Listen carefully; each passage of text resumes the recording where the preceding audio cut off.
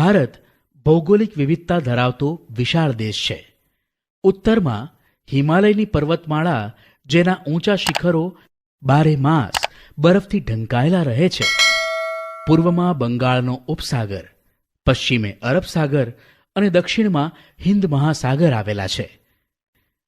ભારત લગભગ 32.8 લાખ ચોરસ કિલોમીટર ક્ષેત્રફળ ધરાવે છે.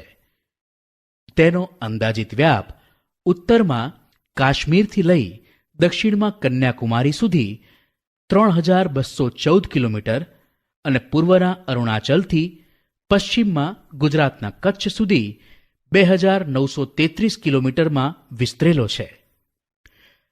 લાંબા સમુદ્ર કિનારા, ઊંચી ઊંચી પર્વતમાળાઓ, દૂર દૂર સુધી ફેલાયેલા નદી મેદાનો, ઉબડખાબડ ઉચ્ચ પ્રદેશ અને કિનારાથી દૂર આવેલા ટાપુઓ જેવા વિવિધ ભૂમિ સ્વરૂપો અહીં જોવા મળે છે. આબોહવા અને વનસ્પતિ સાથે સંસ્કૃતિ અને ભાષાની વિવિધતા પણ આપણને ઉડીને આંખે વળગે છે. આપણા રિવાજો અને પરંપરાઓમાં ભિન્નતાઓ જોવા મળે છે અને આ વિવિધતા અને એક રાષ્ટ્રની ભાવના આપણને વિશ્વમાં એક વિશિષ્ટ ઓળખ અપાવે છે. ભારતના ભૂપૃષ્ઠના આધારે તેના પ્રાકૃતિક વિભાગો પાડવામાં આવ્યા છે. ઉત્તરમાં આવેલો મહદઅંશે હિમાલય સીમાર રક્ષકનું કાર્ય કરે છે. તેની ઉત્તર દક્ષિણ ફેલાયેલી સમાંતર પર્વતમાળાને 3 ભાગમાં વહેંચવામાં આવી છે. તેની છેક ઉત્તરમાં મહાહિમાલય કે હિમાદ્રી પર્વતમાળામાં વિશ્વનું સૌથી ઊંચું શિખર માઉન્ટ એવરેસ્ટ આવેલું છે. ત્યારબાદ તેની દક્ષિણે મધ્ય હિમાલય કે હિમાચલ નામથી ઓળખાતી પર્વતમાળા આવેલી છે, જ્યાં દર્શનીય સ્થળો અને યાત્રાધામો આવેલા છે. તેની દક્ષિણે શિવાલિક કે લઘુ હિમાલય નામે ઓળખાતી પર્વતમાળા આવેલી છે. હિમાલયની દક્ષિણે ગંગા, સતલુજ, યમુના, બ્રહ્મપુત્ર અને તેની શાખા નદીઓએ ઠાલવેલા કાંપથી બનાવેલ વિશાળ મેદાન આવેલું છે. આ નદીઓથી બનેલા મેદાન સમતલ અને ખેતી માટે ફળદ્રુપ ઉપજાઉ જમીન ધરાવે છે. ત્યાં વધુ ખેત ઉત્પાદન થતું હોવાથી મેદાનોમાં ગીચ વસ્તી જોવા મળે છે. ભારતના પશ્ચિમ ભાગમાં ભારતીય મહામરુસ્થળ આવેલું છે. ત્યાં ગરમી વધારે તથા વરસાદનું પ્રમાણ નહિવત હોય છે. ક્યારેક તો સળંગ 3-4 વર્ષ સુધી વરસાદ થતો નથી. આ ક્ષેત્રમાં વનસ્પતિનું પ્રમાણ ખૂબ ઓછું જોવા મળે છે. ઉત્તરના મેદાનોની દક્ષિણે ઊંધા ત્રિકોણાકારે દખ્ખણનો ઉચ્ચ પ્રદેશ આવેલો છે. તેનું ભૂપૃષ્ઠ સમતલ નથી. તેના કેટલાક ભાગો ઊંચા તો કેટલાક ઓછી ઊંચાઈ ધરાવે છે. અહીં ઘણી પર્વતમાળાઓ અને પહાડી વિસ્તારો આવેલા છે, જેમાં દુનિયાની સૌથી પ્રાચીન પર્વતમાળા અરવલ્લી આ ક્ષેત્રની ઉત્તર પશ્ચિમે આવેલી છે. તેની દક્ષિણ પૂર્વમાં વિંધ્યાચલ અને સાતપુડાની પર્વતમાળાઓ આવેલી છે. પૂર્વથી પશ્ચિમ તરફ વહીને અરબ સાગરને મળતી નર્મદા અને તાપી વિંધ્યાચલ અને સાતપુડાની પર્વતશ્રેણીમાંથી વહે છે. દક્ષિણના ઉચ્ચ પ્રદેશની પૂર્વ દિશામાં પૂર્વ ઘાટ અને પશ્ચિમ દિશામાં પશ્ચિમ ઘાટ આવેલો છે, જે પૈકી પશ્ચિમ ઘાટ સળંગ જ્યારે પૂર્વ ઘાટ તૂટક છે. આ ઉચ્ચ પ્રદેશો જ્વાળામુખીથી બનેલા હોવાથી તે ક્ષેત્રોમાં ખનિજો વિપુલ પ્રમાણમાં મળી આવે છે.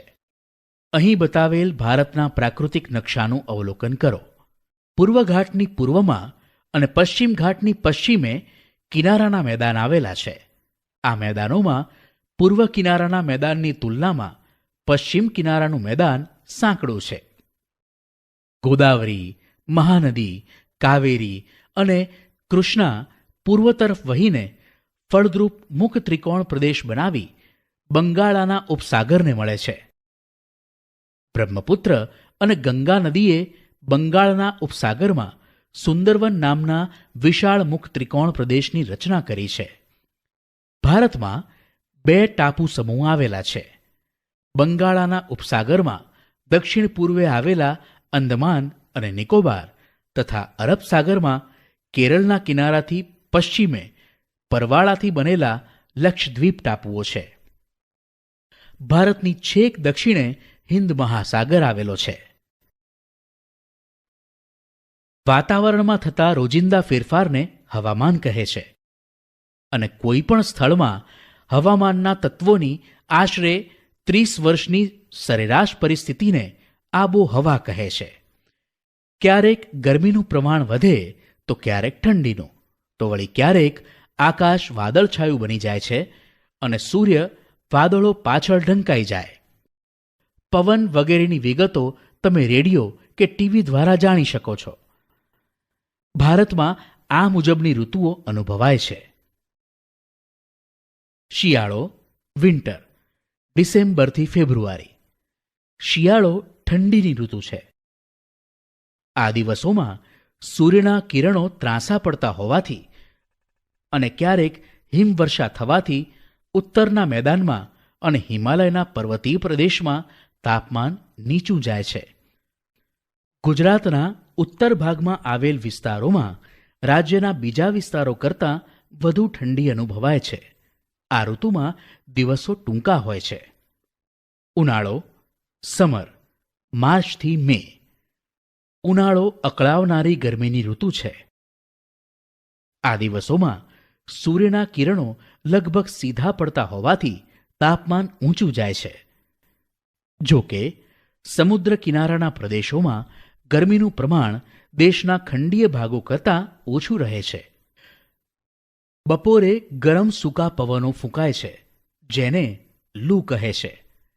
આ ઋતુ દરમિયાન ગુજરાતના ઉત્તર ભાગ અને રાજસ્થાનના પશ્ચિમ ભાગમાં વધુ ગરમી અનુભવાય છે. આ ઋતુમાં દિવસો શિયાળાની તુલનામાં લાંબા હોય છે. ચોમાસું જૂનથી સપ્ટેમ્બર. ચોમાસું વરસાદની ઋતુ છે. દક્ષિણ પશ્ચિમ નૈઋત્ય દિશામાંથી વાતા પવનો સમુદ્ર પરથી ફૂંકાતા હોવાથી તે ભેજવાળા હોય છે. આ પવનો વરસાદ લાવે છે. આ પવનોનો એક ફાંટો અરબ સાગર પરથી આગળ વધી કેરળ, મહારાષ્ટ્ર, ગુજરાત અને મધ્ય ભારત સુધી પહોંચે છે, જ્યારે બીજો ફાંટો બંગાળના ઉપસાગર, અંદમાન દ્વીપ સમૂહો, પૂર્વ ભારત થઈ ગંગાના મેદાનોમાં આગળ વધે છે. આ બંને ફાંટા આગળ જતાં એકબીજાને મળી પશ્ચિમ ઉત્તર પ્રદેશ, હરિયાણા, પંજાબ અને પૂર્વ રાજસ્થાન સુધી પહોંચી વરસાદ આપે છે. વરસાદના આગમનથી ખેડૂત વર્ગ ખેતીકામમાં પ્રવૃત્ત થઈ જાય છે. આ પવનોના માર્ગમાં પર્વતો આવે ત્યારે ત્યાં વધુ વરસાદ આપે છે. ગુજરાતમાં વરસાદની શરૂઆત જૂન મહિનાના બીજા કે ત્રીજા સપ્તાહથી શરૂ થઈ જુલાઈના પહેલા સપ્તાહ સુધીમાં તો આખા ગુજરાતમાં વર્ષા ઋતુનું આગમન થઈ જાય છે. ગુજરાતમાં આ પવનોના માર્ગમાં મોટા પર્વતો ન હોવાથી વરસાદનું પ્રમાણ ઓછું હોય છે. ભારતમાં મોટાભાગની ખેતી વરસાદ આધારિત હોવાથી સારા ચોમાસાનો અર્થ ખેતીમાં મબલખ પાક એવો કરાય છે. આ ઋતુ ખેતી માટે ખૂબ અગત્યની ગણાય છે. પાછા ફરતા મોસમી પવનોની ઋતુ શરદ ઋતુ, નિવર્તન ઋતુ ઓક્ટોબરથી નવેમ્બર. આ ઋતુમાં પવનો જમીન પરથી સમુદ્ર તરફ વાય છે. આ પરિસ્થિતિ ચોમાસાથી તદ્દન વિપરીત જોવા મળે છે. ઉત્તર પૂર્વ એટલે કે ઈશાન દિશામાંથી જમીન પરથી વાતા પવનો સૂકા હોય છે, તેથી વરસાદ આપતા નથી. આ દિવસોમાં આકાશ વાદળો વિનાનું સ્વચ્છ જોવા મળે છે. તાપમાન ઠીક પ્રમાણમાં વધે છે અને તેની લોકોના આરોગ્ય પર વિપરીત અસર પડે છે. ઓક્ટોબર પૂરો થતાં તાપમાન ઘટવા માંડે છે અને નવેમ્બરથી વહેલી સવારે ઠંડી અનુભવાય છે. આ પવનો બંગાળના ઉપસાગર પરથી પસાર થતાં ભેજવાળા બને છે અને ભારતના પૂર્વ કિનારે આવેલ તમિલનાડુ અને આંધ્રપ્રદેશમાં તે આ દિવસોમાં વરસાદ આપે છે. ભારતની આબોહવામાં સ્પષ્ટ ઋતુભેદ અનુભવાય છે. તેની ખાસિયતને કારણે સામાન્ય રીતે મોસમી આબોહવા કહેવાય છે. આપણને વિવિધ પ્રકારના ઝાડ, છોડવા અને ઘાસ જોવા મળે છે. કેટલીક વનસ્પતિ સુંદર મજાના ફૂલોવાળી તો કેટલીક કાંટાળી હોય છે. અમુક વૃક્ષો ઘેઘૂર ઘટાદાર તો અમુક નીચા અને પાંખા હોય છે. વનસ્પતિ એક પ્રદેશ કરતાં બીજા પ્રદેશમાં અલગ અલગ હોય છે. આ વિવિધતાનું કારણ આબોહવામાં રહેલી વિભિન્નતા છે. આ આબોહવાને આધારે જ વનસ્પતિના પ્રકાર પાડવામાં આવે છે. વરસાદનું પ્રમાણ વનસ્પતિની આ વિવિધતા સર્જન માટેનો મુખ્ય આધાર છે. ઉષ્ણકટિબંધીય વરસાદી જંગલો, ટ્રોપિકલ રેની ફોરેસ્ટ. જ્યાં વરસાદનું પ્રમાણ વધારે હોય છે ત્યાં ઉષ્ણકટિબંધીય વરસાદી જંગલો આવેલા હોય છે. આ જંગલોના વૃક્ષો ઘેઘૂર અને ઘટાદાર હોવાથી સૂર્યના કિરણો જમીન સુધી પહોંચી શકતા નથી. અનેક જાતના વૃક્ષો, વેલાઓ અને છોડવા ત્યાં જોવા મળે છે. વળી બધી જાતના વૃક્ષોમાં એક સાથે પાનખર આવતી નથી, પણ વર્ષભર અલગ સમયે આવતી હોવાથી તે હંમેશા લીલાછમ દેખાય છે. આ પ્રકારના જંગલો પશ્ચિમ ઘાટના કિનારાના તરફના ઢોળાવોમાં પટ્ટી રૂપે અને અંદમાન નિકોબાર ટાપુઓમાં તથા ઉત્તર પૂર્વ ભારતના કેટલાક ભાગોમાં આવેલા છે. મહોગની, રોઝવુડ, નેતર વગેરે વૃક્ષો અહીં જોવા મળે છે. જંગલોનું મહત્વ. જંગલો આપણી ઘણી જરૂરિયાતો પૂરી પાડે છે. તેનાથી થનારા મુખ્ય ફાયદા કોઠાની મદદથી જાણીએ. જંગલોના ફાયદા. પર્યાવરણીય ફાયદા: વાતાવરણ શુદ્ધ રાખે, વરસાદ લાવે, ધોવાણ અટકાવે, વન્યજીવોને કુદરતી આવાસો, ભૂમિગત જળ સંરક્ષણ. આર્થિક ફાયદા: બળતણ અને ઇમારતી લાકડું, ઔષધિઓ, ઉદ્યોગો માટે કાચો માલ, ઘાસચારો, લાખ, રાળ, ગુંદર જેવા જંગલી પેદાશો. આપણા દેશના જંગલોમાં વિવિધ જાતના વન્યજીવો વસે છે, જેમાં સસ્તન વર્ગના પ્રાણીઓ, પક્ષીઓ, જળચરો, ઉભયજીવીઓ, કીટકો, સરીસૃપો, કીડાઓનો સમાવેશ થાય છે. વાઘ આપણા દેશના વિવિધ ભાગોમાં જોવા મળે છે અને તે આપણું રાષ્ટ્રીય પ્રાણી છે. જંગલી બકરીઓ હિમાલય અને નીલગિરીના પર્વતોમાં, હાથી અને એકશિંગી ભારતીય ગેંડા અસમના જંગલોમાં મુક્ત રીતે વિહરતા જોઈ શકાય છે. કેરળ અને કર્ણાટક રાજ્યના જંગલો હાથીઓ માટે જાણીતા છે. એશિયાઈ સિંહ સમગ્ર વિશ્વમાં માત્ર ગુજરાતમાં ગીરના જંગલોમાં જ જોવા મળે છે. જાણવા જેવું: સિંહ ભારતમાં માત્ર ગીરના જંગલમાં જ જોવા મળે છે. તે ગુજરાતનું રાજ્ય પ્રાણી છે. સંરક્ષણના પ્રયાસોથી તેની સંખ્યામાં વધારો થયો છે. ભારતમાં પક્ષીની અનેક પ્રજાતિઓ જેવી કે સારસ, બતક, કોયલ, પોપટ, ઘોરાડ, ચીબરી, કાબર, સમડી, ગીધ, ગરુડ, ઘુવડ વગેરે વસે છે. મોર આપણું રાષ્ટ્રીય પક્ષી છે. આ ઉપરાંત ભારતમાં ગુજરાત, ઓડિશા વગેરે રાજ્યોના સમુદ્ર કિનારે સમુદ્રના કાચબાઓ ઈંડા મૂકવા આવે છે. આપણે ત્યાં સાપની ઘણી પ્રજાતિઓ જોવા મળે છે. તે પૈકી મોટાભાગની પ્રજાતિઓ બિનઝેરી છે. આપણા દેશના જળાશયો અને જળપ્લાવિત વિસ્તારોમાં દૂર દૂર આવેલા ઠંડા પ્રદેશોમાંથી પક્ષીઓ શિયાળામાં બચ્ચા ઉછેરવા આવે છે.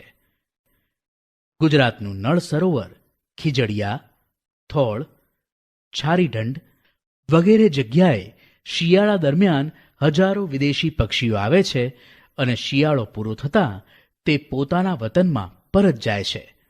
આવા પક્ષીઓ પ્રવાસી કે યાયાવર પક્ષીઓ તરીકે ઓળખાય છે. જાણવા જેવું: સુરખાબ, ફ્લેમિંગો. સુરખાબ નળ સરોવર, કચ્છના રણમાં તથા કાદવિયા કે પાણીવાળા ક્ષેત્રોમાં જોવા મળે છે. તે લાંબા પગ અને સફેદ ગુલાબી ઝાંયવાળું શરીર ધરાવે છે. ભારતમાં માત્ર કચ્છમાં જ તે માળા કરે છે. જમીન પર કીચડવાળી ક્ષારીય માટીમાં નાનો ગોળ ટીંબો બનાવી તેના મથાળે ખાડો કરી તેમાં ઈંડા મૂકે છે.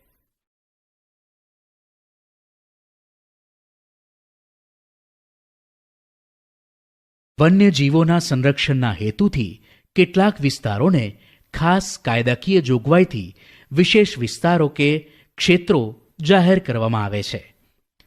આપેલ કોઠો જોઈને તે સમજી શકાય છે. જંગલો અને વન્યજીવોની સુરક્ષા આપણા સૌની જવાબદારી છે. તેના સરકાર દ્વારા ઘડવામાં આવતા કાયદા અને મૂકવામાં આવતા પ્રતિબંધોનો અમલ કરવા આપણે સૌએ કટિબદ્ધ થવું પડશે.